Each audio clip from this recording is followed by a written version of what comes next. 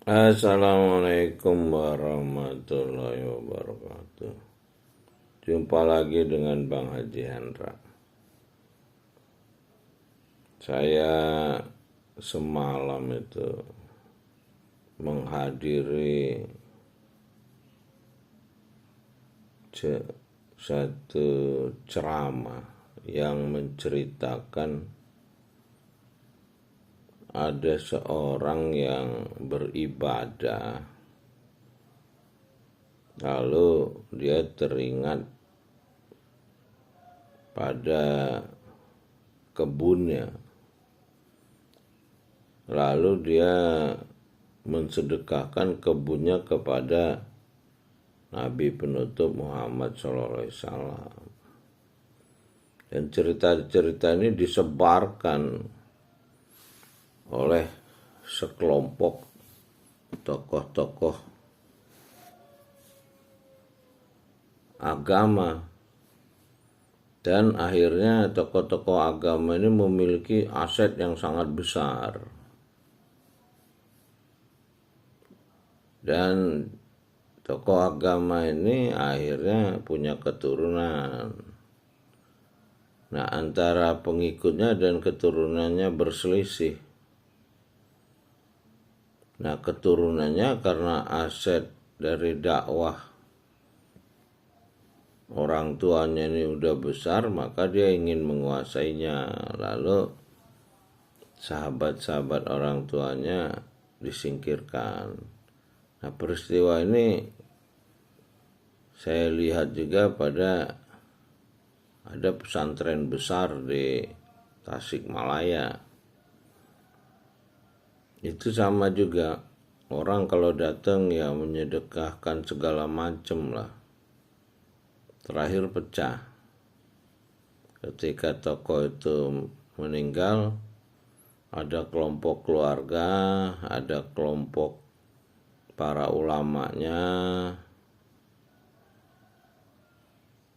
dan kelompok para ulamanya ini juga pecah juga. Ada yang merasa menjadi pelanjut gurunya dengan berbagai macam versinya. Nah, ada juga lembaga-lembaga resmi keagamaan yang menjalankan bisnisnya sangat sukses, sampai dia mengembangkan bisnisnya di luar negeri. Ini nggak pecah, tapi banyak sekali menerima wakaf dari jemaahnya. Jadi memang saya punya keluarga yang memberi contoh bagaimana cara bersedekah, lalu dia menyampaikan ayat-ayat tentang sedekah. Dan dia banyak aset, ya banyak harta, banyak kekayaan. Memang dia seperti pengusaha, dia bisa membangun masjid di mana saja, atau ya seperti seorang dermawan, padahal dia sebetulnya menerima sumbangan umat yang banyak sekali. Nah, hal ini memang sepertinya menjadi modus dari tokoh-tokoh spiritual agar umatnya menyumbang. Ini berlaku secara umum di kelompok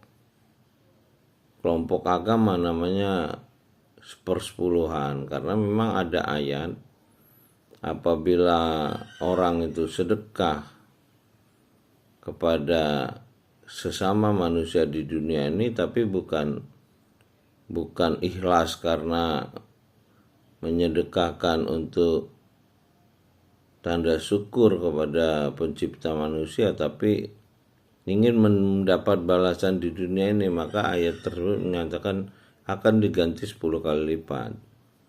Tapi kalau dia ikhlas memang karena ingin berbakti, mengabdi kepada penciptanya, maka dunia ini tidak bisa menampung balasan yang diberikan oleh penciptanya. Itulah dia akan diberikan di kehidupan selanjutnya setelah alam dunia ini, alam fana ini. Dia ruhnya akan mendapat jasad baru di alam berikutnya, karena dia sudah gelombangnya tinggi, yaitu di jannah. Yang gelombangnya rendah kan di nar. Dia merusak di dunia ini, sehingga dia dihukum di dalam batu, hatinya seperti batu, dan dia posisinya lebih rendah dari binatang melata. Ya, ini sekedar hikmah yang saya dapat dari perjalanan saya memasuki hari ketiga umur 64 tahun ini, melewati umur 63 tahun yang Nabi penutup,